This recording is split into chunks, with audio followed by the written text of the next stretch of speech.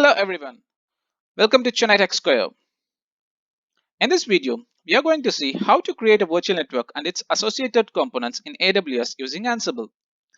Before we move on to the Ansible playbook, let's have a brief discussion on the key networking components of AWS. A virtual private cloud, nothing but a VPC, is a virtual network dedicated to our AWS account. For example, if we want to extend our on-premise network to cloud to have a private connection between on-premise and AWS cloud, we should have the VPC created in our AWS account.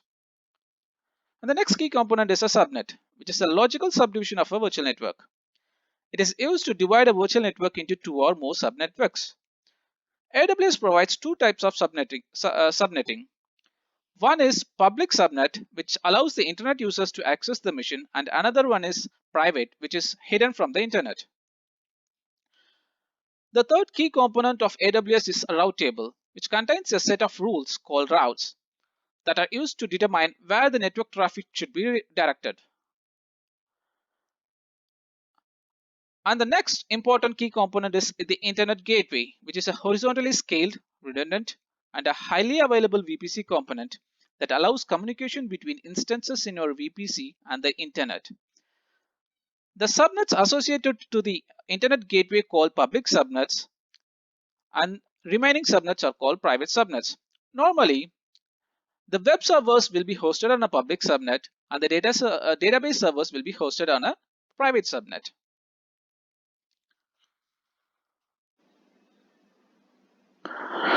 Let's move on to the Ansible playbook, which I have created to automate the AWS networking components that we have discussed so far.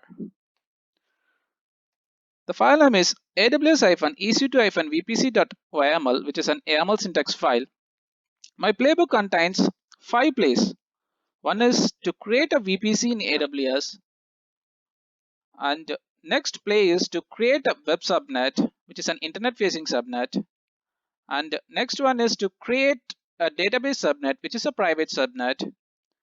And next play is to create an internet gateway which will be associated to the VPC that was created in the previous play. And the last play is to create a route table which will be associated to the subnet, which is the internet facing subnet. In addition to this, I have a variable file in my playbook which is used to call the variables such as AWS secret keys, AWS access keys, and VPC CIDR, which is 10.20.0.0/23, which contains 512 IPs, and a web CIDR, where my web CIDR, my web CIDR, and next one is my subnet DB CIDR. Basically, my var.yml contains all my variables required to execute my VPC playbook. Let us discuss about the Ansible modules that is being used in the Ansible playbook to create our VPC and other networking components.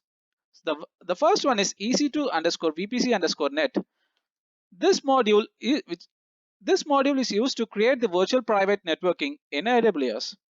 This module requires a key variable such as access key, secret key, the region, and the name of the VPC. This variable exists in my var file, and the CIDR asset which already exists in my var file. I'm just giving an tagging to my VPC, which is an environment prod. The state present means that it creates the VPC. So if the state is absent, then it deletes the VPC. I'm registering my outputs in a variable called VPC. So this will be used in my upcoming plays. And the next play is to create a web subnet. The module for it is EC2_VPC_subnet. And again, the key variables required for this module is the access and secret keys, the region. Here the VPC ID is required. If you see, I'm using vpc.vpc.id. So this VPC is nothing but the variable which we have registered in our previous play, which is register VPC. From this variable, I'm picking up the value vpc.id. So this is very important to know actually. So I'm registering my previous place output in a variable called vpc. Okay. From the variable, I'm calling out the required vpc id. Okay. The other important thing to know is map underscore public is s, which is nothing but when I create a virtual machine on this subnet, by default it associates a public IP to that VM. And I'm just giving the resource tags.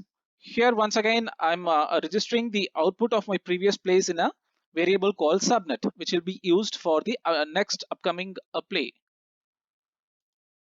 The third play is for creating a DB subnet, which is just a replica of my previous play. The only thing is it is having a different CIDR than my web.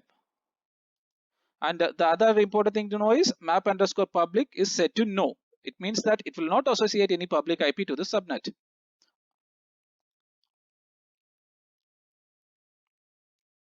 Okay. The fourth play is to create an internet gateway, and the module for it is EC2 underscore VPC underscore IGW. Again, this module requires some key variables such as access, secret keys, regions, and the VPC ID. So if you see here, we are calling out the VPC ID from our previous variable, that is VPC, and state is present, and the name, which is again I have already given my variable file, and I'm registering this place output in a variable called IGW. The very last play is to associate or first to create the route table and associate that subnet to the internet gateway. So to create a route table, the module name is EC2 underscore VPC underscore route underscore table. If you see here, I'm calling out the VPC variable as well as the subnet variable. So this I have registered in my second play. The other important things to know is, if you see here, for this subnet, I am associating the internet gateway which was created in my previous play, and I'm allowing 0.0.0/0, which means that the internet traffic. Okay, and last four sections are just displaying the output which was registered in the variable file: ppc subnet underscore db and igw. Okay, let's go on and run this playbook and see whether it creates the required networking components in AWS. As discussed in our previous Ansible lesson, to execute an Ansible playbook, we need to use Ansible-playbook, and the playbook name. If you want to check the syntax, syntax check, it shows whether is there any issues in my playbook or not. In my playbook, there is no error, which I have already tested. Now that I'm going to execute my playbook to create VPC, a web subnet, a DB subnet, an internet gateway, and create a route table, associate one of the subnet, that is a web subnet, to the internet gateway to have internet access.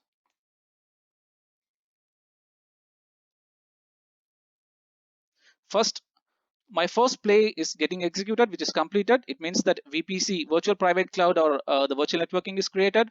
Second play is to create a web subnet, which is done. Third play is to create a DB subnet, which is also done. Fourth play is creating an internet gateway and associate a VPC to that internet gateway. The last play is to create a route table and associate my public subnet to that route table or to the internet gateway. All my plays are got executed successfully. There is no errors in my playbook, right? Okay. Now that I logged into my AWS console, I navigate to my virtual private console service. So if you notice, we have two VPCs. One is the default VPC, which will be created when you create an AWS account. The other VPC is the one which we have created using Ansible just now. So these are the variables which was given in my var.yaml file. So 10.20.0./23 is my VPC CIDR. And moving on to the subnets. So if you see, as discussed during my playbook execution, it created two subnets. So one is the web subnet, another one is the DB subnet. Okay, I'm just showing one more thing. Auto assign public IP address set to yes, whereas for the DB subnet it is set to no. As I said earlier, whenever there is a VM hosted on the web subnet, a public IP will be associated to those VMs. Next, I'm moving on to the internet gateway.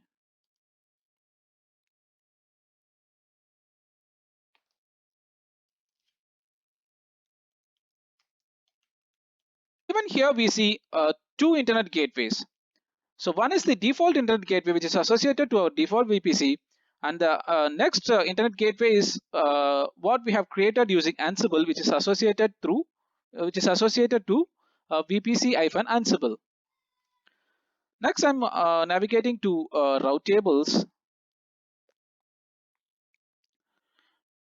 If you see the route-Ansible route table, which is associated to the subnet 10.20.0/25, which is our web-facing subnet, and the DB subnet is 10.20.0.128/26, which we can verify here.